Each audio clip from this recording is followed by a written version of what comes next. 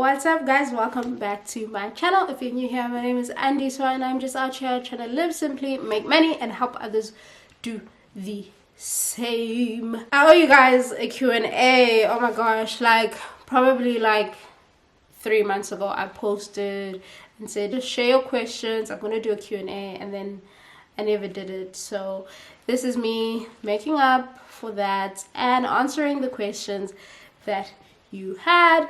I'm gonna try do a regular Q&A maybe once a month or once every few weeks, so be sure to leave your questions in the comments below and I will try get into them. For now, I think I'm gonna answer 5 questions from the batch that I received the last time. If you'd asked a question I don't get to it, I have written down all the comments, so don't worry, I haven't missed it. I just don't want to make the videos too long, but I will get to it. Okay, let's get straight into it.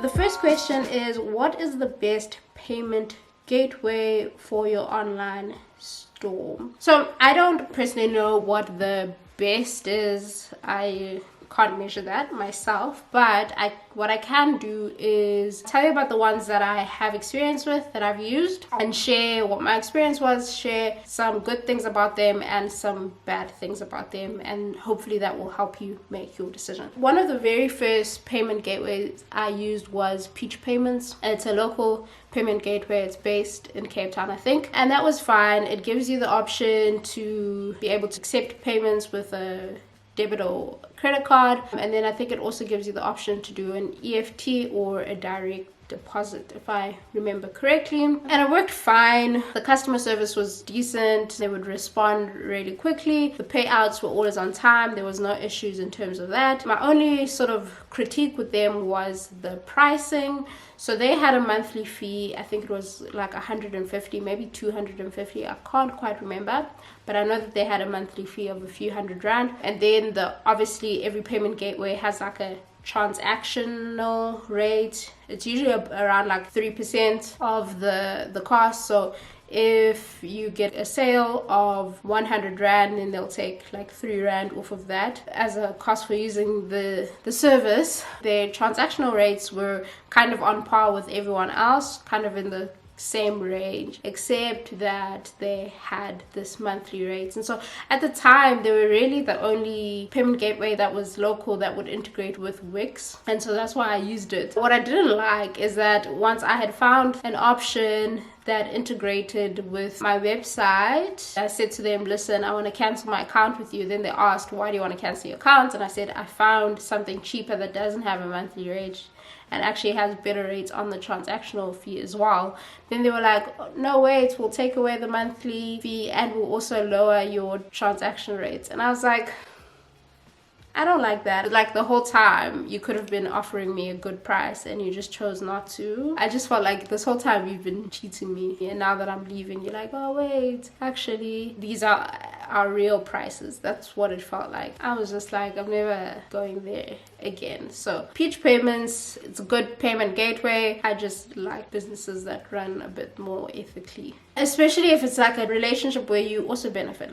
When I make money, you also make money, so it's not yeah, let's just be fair. After that, I switched to Yoco, which is also a local payment gateway, and they've been great. The only thing about them is that they only allow credit card and debit card, which is still the most used method of payment on the internet, so that's fine. From what I've seen from my website stats, is what people use is credit card and Zappa or any sort of scan to pay method. Yoco just has the credit card, which is fine. They have good rates. They have an app that you can use to track how much you made a month, which is great. And then overall, I've enjoyed the sort of community of being a part of Yoco. They are really sort of small business minded, and so they create a lot of content, a lot of engagement for small businesses that I found to be really unique and really helpful. No bad points, except that they could probably, increase the methods of payment available through their gateway, but not having it is also not not a train smash. So thumbs up for Yoco, and it's a local business, black owned I think, so why not. And then finally I want to talk about PayFast. Now I don't have any experience with PayFast in that I haven't used it, but I am currently migrating Izulu from Wix to WordPress, and PayFast is the payment gateway that we're going to use there. And this is one of the most popular payment gateways in SA, and I think for a good reason. The pricing is good. It offers you a lot in terms of payment methods. So you get your debit credit card option, you get your EFT option, you get direct deposit option, and then I think there's also like MobiCred that allows your customers to buy on credit, and it's affordable. Did I already say that? Yeah, it's like, you know, it's comparable to all the other payment gateways in price. There's a lot of e-commerce stores that use them. I think that's also a really good marker for if a payment gateway is good, is just seeing what stores or what brands use it, and a lot of brands do use it, so I think this is a good option as well. The second question is, what is the best or most affordable delivery companies for a small business? Hey, this shipping stuff, guys, delivery in SA is so expensive, like it's ridiculous.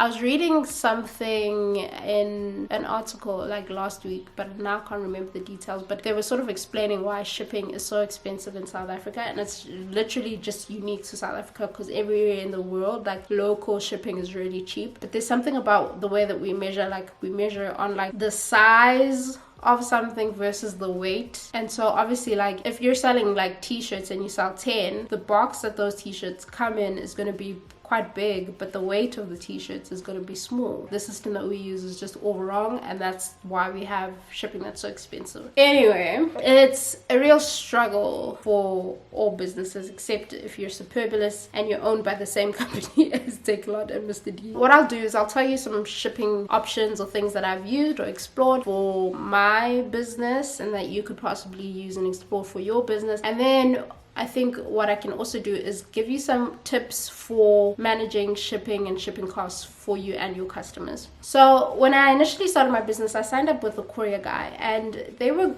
a great option. I liked that as soon as I signed up for an account with them, they connected me with an account manager who was in my area. She took me out for a coffee. We spoke about my business and my business needs, and she found a sort of pricing package that would work for me, and I really enjoyed that.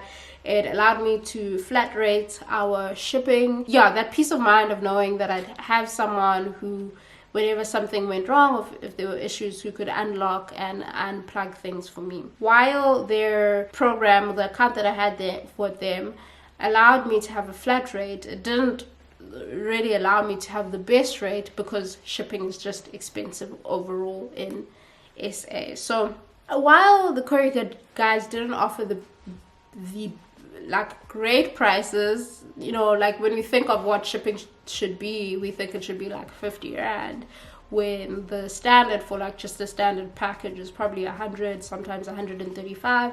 So they gave like competitive prices for what it is, but still not what customers want shipping to be. Eventually I had come to a place where I thought, okay, if shipping is going to be a hurdle in us getting sales, then it's better to get sales and then be able to subsidize the shipping cost. And so that's what we did. I just made the decision, Ogoti, I would subsidize our shipping off. And sometimes that's meant that we have to sort of put in money for shipping versus what the customer pays.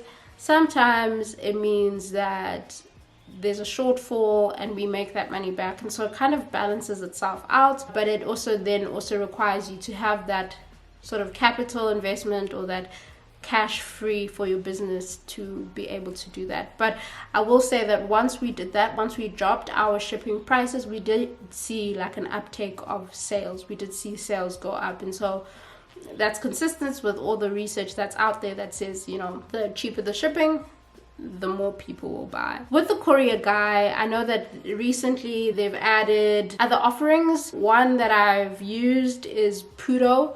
Pudo is a system of lockers that they've put all over the country, and so what you can do is you can go put your package into the Pudo box, and from there Pudo will ship it to your customer.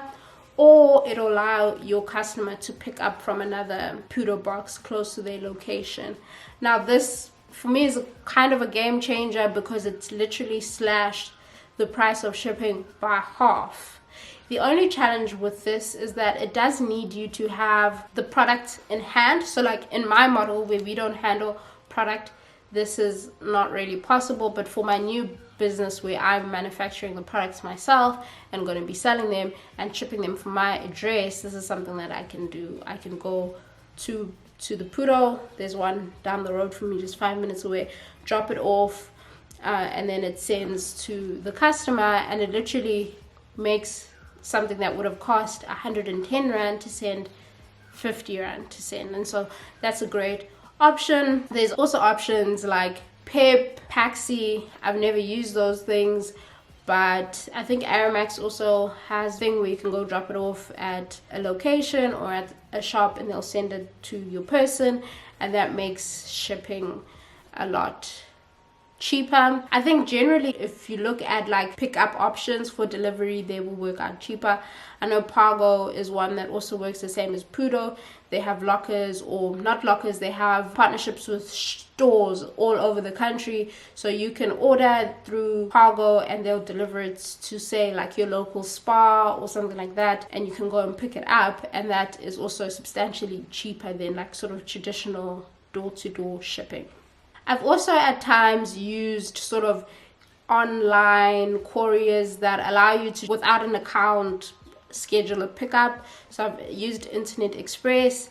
That has really decent prices. I've also used XOC, and that's also by the courier guy, and that also has really decent prices. And I've also used Parcel Spot. Parcel Spot is like a marketplace for couriers, for delivery companies, and so you can go on there, type in the address or the details of your package, and then they'll give you options from a few different courier companies, and you can sort of choose the best price, the best delivery times for you. Yeah, I've waffled with this one, but I hope that I've answered your question, and I hope this info was helpful. If you still need more, then just let me know in the comments below. The third question is, how do you buy a domain in South Africa? There's nothing like special to South Africa. You buy them online. I've only ever bought domains from GoDaddy. Oh no, I'm lying. Actually, I did buy a domain from AfriHost for my first business back in like 2017. But only like recently I've only used GoDaddy, so that's the one I'm going to show you on today. So let me just actually give you a quick tutorial, and let's go to GoDaddy. GoDaddy.com. So you can go and find whatever domain you want. So if you're doing cupcakes and your name of your business is Cupcakes Galore, you can search and they'll show you what they have available. So you can see cupcakesgalore.co.za is available, and it's 80 Rand for the year. A domain renews every year, so you will have to pay for it every year. Usually will be the same money every year. Sometimes it goes up, but they'll let you know. As well as this Cupcakes Galore being available, they also then show you what else is available here. So I wouldn't suggest like doing a .net or .io or anything like that. If you're NGO, obviously .org can work still, but there's lots of different options. Then you would obviously just click get it, add it to your cart. It even shows you here that, you know, it's 80 Rand for the first year, then in the next year it will renew for 99 Rand for the year, and then you can just go ready to pay and pay for it, and there we go, you have your domain. Adding your domain to your website will be specific to what website builder you use, and there's tons of tutorials on that, on how to connect your domain to your website. If you want me to answer that, I can for you in a different video, but for now I'll just answer how to get a domain, and there you go, I've just answered that. The next question is, what is the best bank for small businesses? Personally, I use FNB for all of my banking, whether personal or business. I think they're just overall the most progressive bank and have the best option.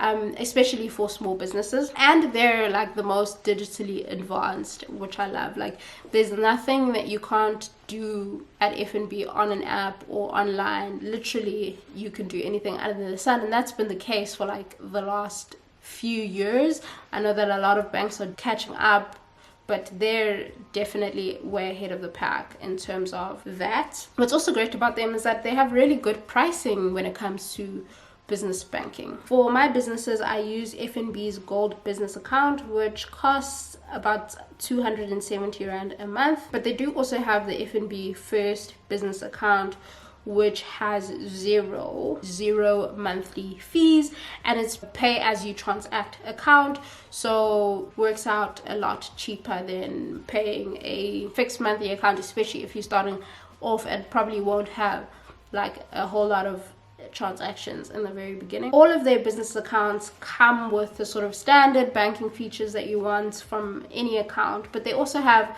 some special things as well, like a QR code that you can generate to accept payments.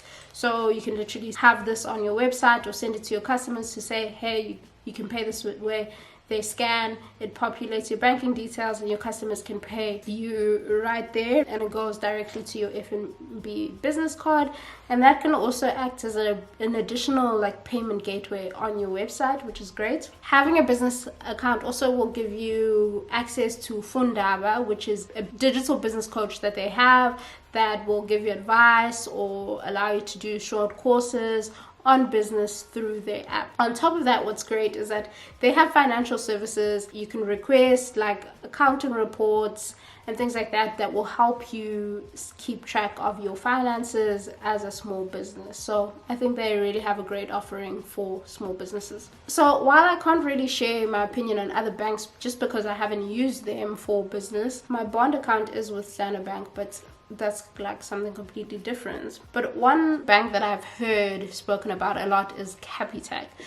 Capitec is like ruling the roost in terms of banking at the moment. They've been named the best bank in South Africa, so definitely not a bad option. I think Capitec is really like a great bank in that it really thinks about the underdog or the sort of entry-level person in every situation, whether you're like entry-level kind of working person or a business. And so they have a good offering for very low prices. I think their business bank account is like 5 Rand a month, and you have to like have a minimum bank balance of like 25 Rand. So you can see that their offering is really geared at small businesses who might not be generating like large amounts of revenue yet, but you know, every business needs a bank account. So this is really great, I think. And at 5 Rand a month, it's really like it won't hurt for you to try them. So I think do it. The last